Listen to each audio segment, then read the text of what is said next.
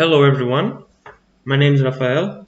I'm one of the authors of the LESM program, and I'd like to welcome you all to this series of video tutorials to help you using the software.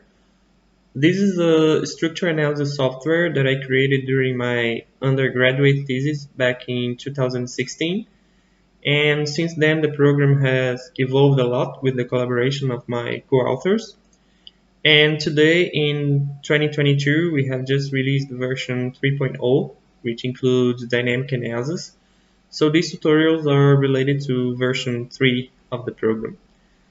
I would like to invite you to visit the website. I'll leave the link in the description of the video. Here you can find a lot of information about the program. It is a free open source software, which means that you don't need to pay for anything.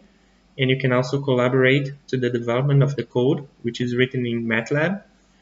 And to use the program, you have to go to the download page where you can find different options. You can install the standalone application on Windows or Mac systems, or you can also use the program directly with MATLAB by installing the application or just running the source code.